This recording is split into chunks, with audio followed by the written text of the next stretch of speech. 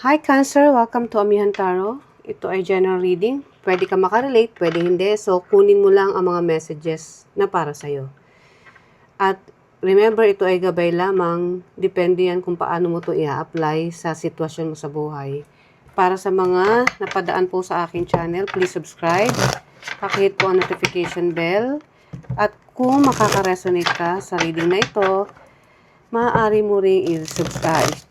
Okay, nabubulol ako. I-like, mag-comment, at i-share na rin.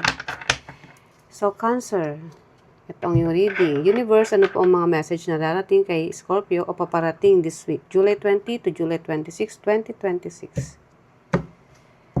Cancer, ito ang iyong reading. Gabay for this week. Ang iyong energy, overall energy, Queen of Cups. Opportunity, King of Cups. Wow, Queen and King. Challenge, the Emperor. Ang mangyayari in the future, Queen of Swords. And then, ang outcome, the High Priestess. So, Cancer, ang iyong energy for this week, Queen of Cups. Love.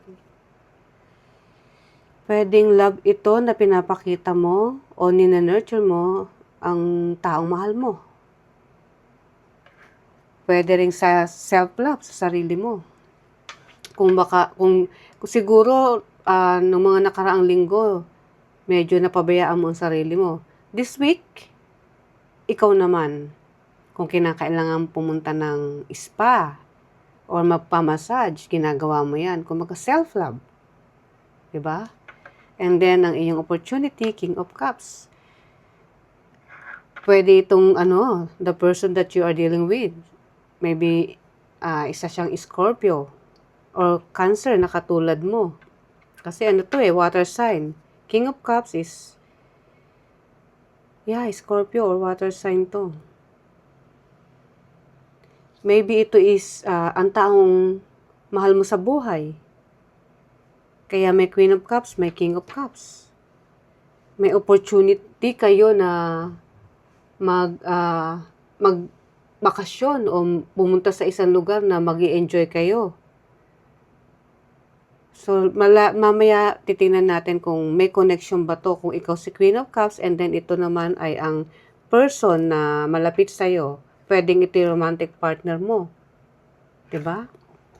And then, ang challenge, the Emperor. May mga bagay na biglang nagtapos and then hanggang ngayon parang hirap kang mag-umpisa uli. So, kung ano man yung gusto mong planuhin, hindi mo magawa dahil hindi ka pa rin nakaka-move on kung ano man tong biglang nasira o biglang parang gumuhong, biglang nawala sa buhay mo o biglang mga bagay na hindi mo inaakalang biglang nawala. Maaaring trabaho o mga bagay na pinipon mo, binili mo, and then biglang nawala o nasira later. Kaya hindi ka makapagplano later, natin yan, kaklarify. Sorry. And then, ang iyong action in the future is Queen of Swords. Dito ka na mag-iisip. Pag-iisipan mo maigi kung ano ba talaga ang nararapat. Kasi ngayon, nalilito ka dahil di ka makamove on sa mga nangyari na parang biglang nawala o biglang nasira. Either bagay, trabaho, o pangyayari man. But in the future, ang iyong next action or ang paparating sa'yo is Queen of Swords. Gagamitin mo dito yung intuition mo. Kung ano yung tingin mong tama, yun yung gagawin mo. At kung sa tingin mo may mga tao kang dapat ikakat mo yan. Sa isang sitwasyon na hindi na nagbibigay ng magandang energy sa'yo. Hindi na healthy na kasama o hindi na healthy na dalhin pa o kargahin mo sa buhay mo, di ba? May mga ganun mabigat. Parang ang bigat dalhin sa buhay. So, tatanggalin mo yan. And then, ang outcome is the High Priestess. Ito yung pananahimik. Mananahimik ka, but at the same time, gagamitan mo ng matinding intuition, kung ano man to. Whether trabaho, kung gagamitin mo yung mga kaalaman mo. Let's say magtatrabaho ka, pero magtatrabaho ka lang ng tahimik. Yung ikaw lang nakakaalam. Or pwedeng sa trabahong to, kumikita ka, pero hindi mo ipapaalam sa ibang tao na ganun na yung progress na nakukuha mo. Dahil ayaw mo ipaalam sa kanila. I don't know kung ito yun. We'll see later. Pagka-clarify. Okay, Cancer. Ano ang paparating na message sa'yo from universe this week? Queen of Cups. Clarify ng Page of Wands. Okay. Itong nararamdaman mo ngayon is very loving. And then, ando rin yung nag-hope ka sa isang bagay na gusto mong umpisahan.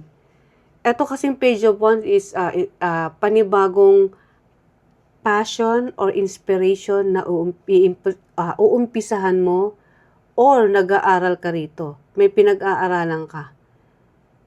Ang energy mo is regarding sa self-love, oo. Dahil nga gusto mong maaari naging busy ka. Pero bukod doon, itong passion mo o gustong-gusto mo na ipurso is, ando doon yung focus mo. Na sa tingin mo magpapasaya sa, okay. So, itong si Queen of Cups is ikaw, which is, nararamdaman mo na kung ano man tong passion mo, na uumpisahan mo, is matagal mo nang pinapangarap na gawin. Yeah. Kaya ando doon yung energy mo na sa tingin mo, kampante ka at buo ang loob mo. Kasi itong uumpisahan mo is susundin mo dahil ito yung passion or yung magbibigay sa'yo ng inspiration. Okay. And then, itong si King of Cups.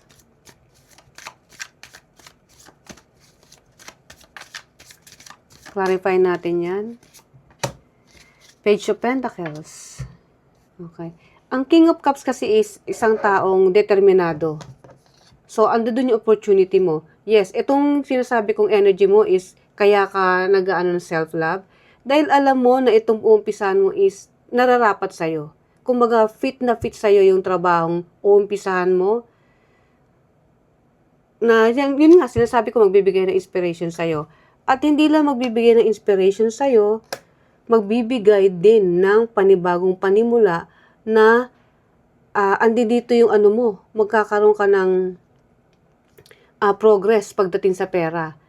So kung dati, hindi ka ganun ka-stable pagdating sa mga material na bagay, ngayon darito na yung opportunity mo. At ibibigay mo lahat ng kakayanan mo para lang sa biyaya o grasya na gusto mong makamtan na alam mong paparating sa'yo. Kaya may kita mong, ayan o, King of Cups, Queen of Cups and King of Cups. Actually, parehas na ikaw yan.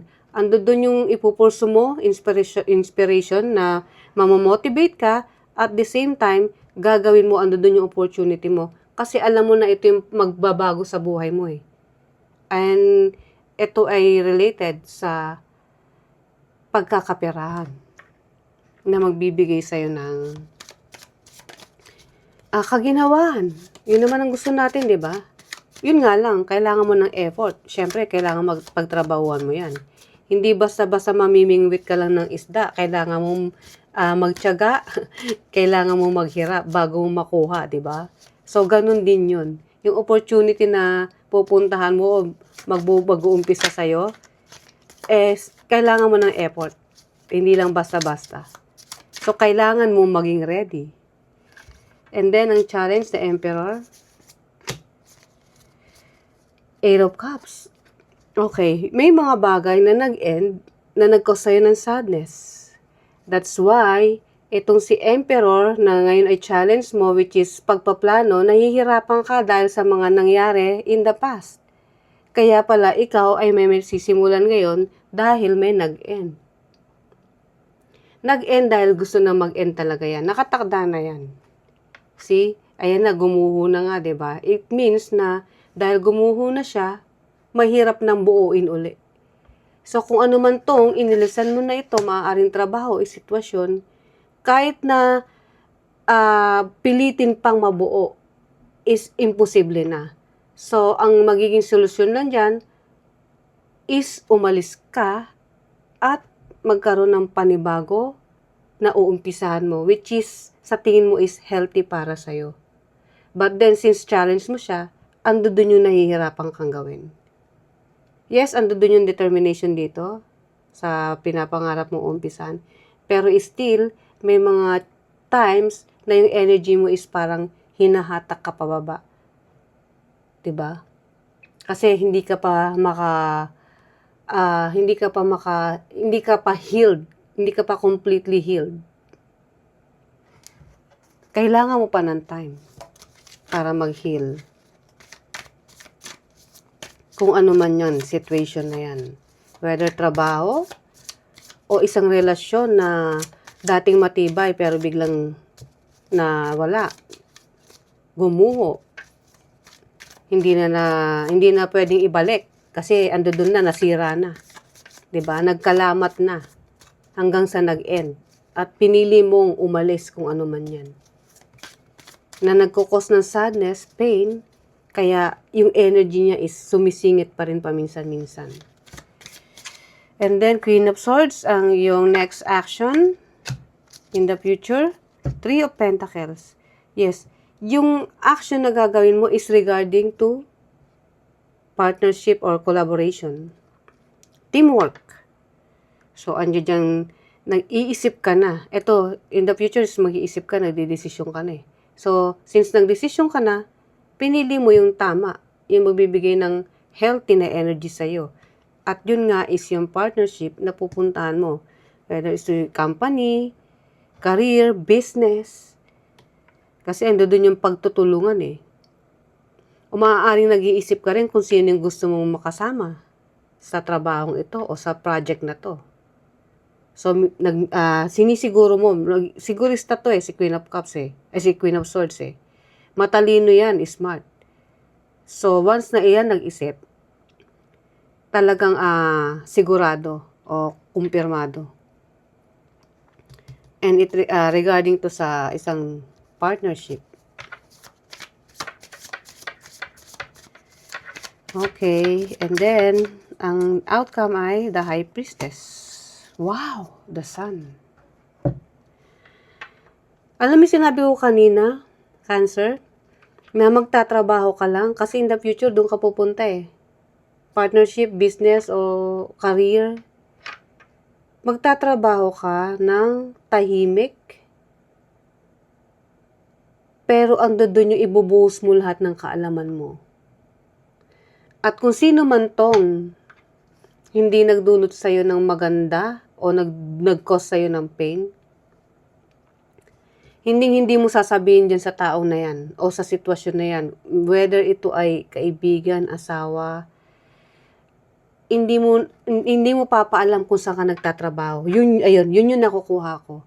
Umalis ka at nagtrabaho, so yun ang focus mo. Nagtatrabaho ka ng tahimik at hindi mo ipapaalam kung kasino man ito.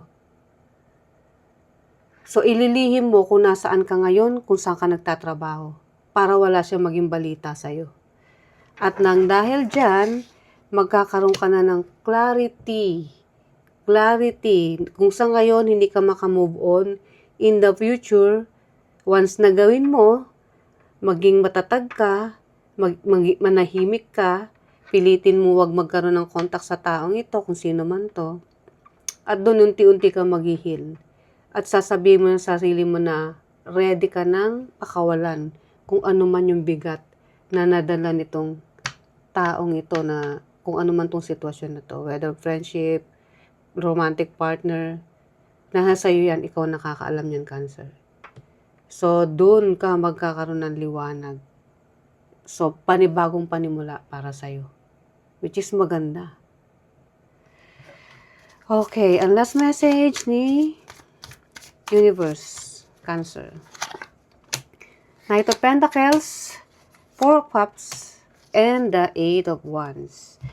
So, Cancer, kung ano yung dating, sa tingin mo nagbibigay ng saya sa'yo at hindi mo nakikita yung iba, aalisan mo na yan, which is ito nga yan. At ang focus mo is itong stability mo when it comes to money, dahil ang sa'yo, kailangan mo magkaroon ng pagpaplano in the future.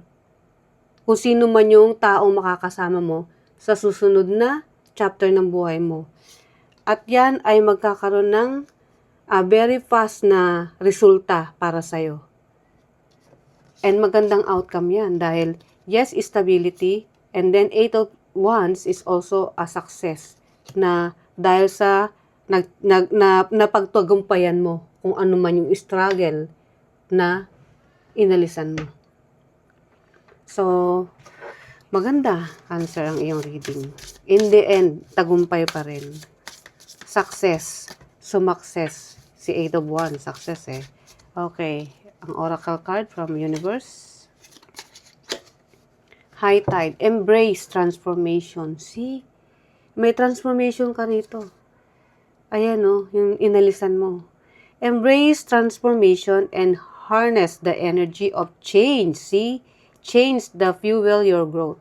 Yeah, kakaroon ka kasi ng growth dito eh. Yung panibagong ikaw na magbibigay liwanag. Hindi lang clarity sa isip, kundi liwanag sa buhay mo. So, Cancer, ito ang iyong reading. I hope nagustuhan mo and see you sa mga susunod pa nating reading. Bye!